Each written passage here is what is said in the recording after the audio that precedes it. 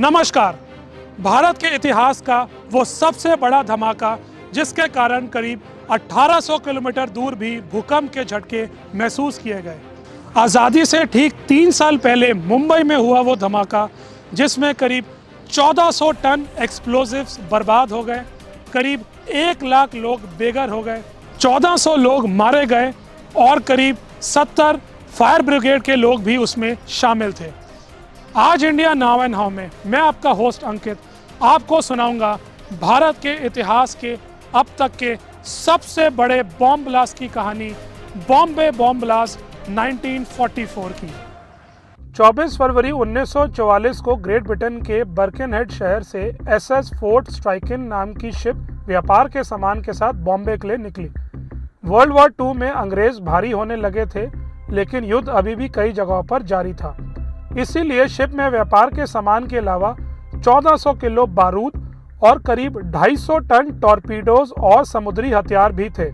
बर्किनहेड से Gibraltar island, Egypt और कराची में उतर के कुछ सामान छोड़ते हुए वो 12 अगस्त के दिन बॉम्बे पहुंचा।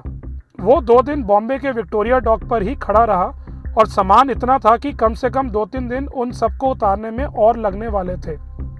सारे हथियार अभी भी देश की विभिन्न जगहों पर भेजना बाकी था, लेकिन उस दिन करीब दोपहर 2 बजे एक जगह आग की लपटें देखी गईं। शिप के क्रू की सहायता करने शहर की फायर ब्रिगेड की गाड़ियों को बुलवाया गया। कुछ देर तक भी आग के सोर्स का पता नहीं चला और आग और धुआं इतनी गति से आगे बढ़ रहा था कि शिप पर और उसके आसपास जो भी पानी था वो उबलने लगा। सिचुएशन हाथ से निकलती जा रही थी।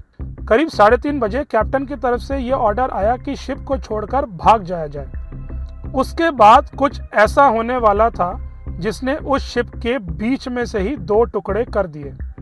दोपहर को 3:50 पर भारत के इतिहास का सबसे बड़ा धमाका हुआ।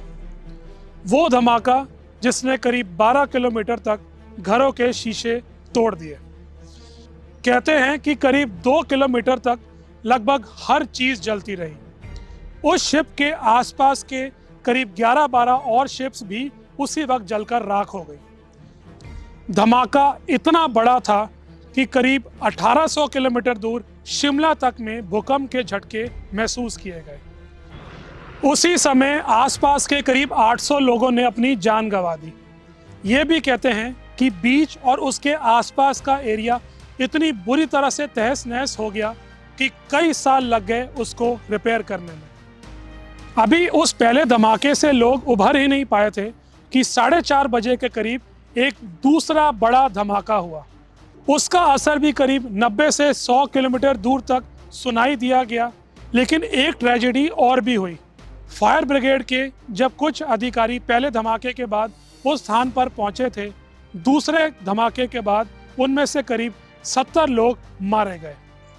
बॉम्बे यानी मुंबई और आसपास के इलाके छोड़िए, उस धमाके का असर इतना था कि करीब 1700 किलोमीटर दूर शिमला तक में हल्के भूकंप के झटके महसूस किए गए। धमाके के पास का 2 किलोमीटर तक का इलाका तो लगभग पूरी तरह जल गया था। अनुमान है कि करीब 1200 से 1300 लोगों की जलने से या शिप के हिस्से से उड़कर आकर लगने से मौत हो गई। करीब 2500 लोगों को छोटी से लेकर गहरी चोटें आईं। 80,000 लोगों के घर और नौकरियां हमेशा के लिए बर्बाद हो गई और करीब 6,000 छोटे बड़े बिजनेस उसी समय वहां पर खत्म हो गए। उसके साथ साथ वहीं डॉक पर खड़ी 13 शिप भी टूटकर खत्म हो गई।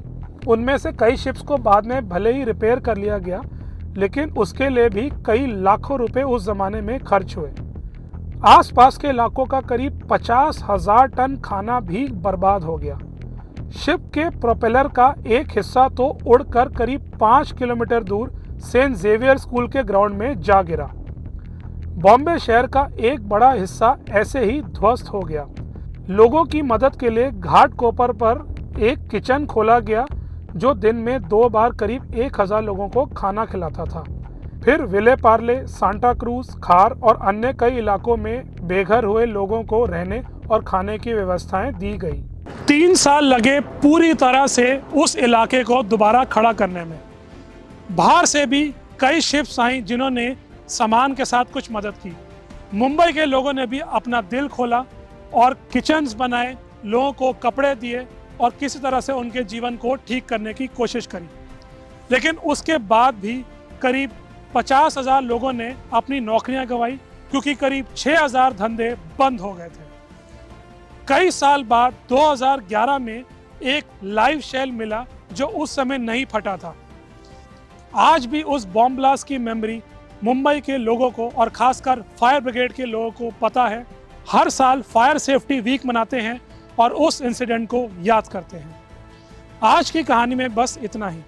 ऐसे ही एक और रोमांचक कहानी को मैं आपके पास लेकर आऊँगा बहुत जल्द। तब तक के लिए नमस्कार, जय हिंद।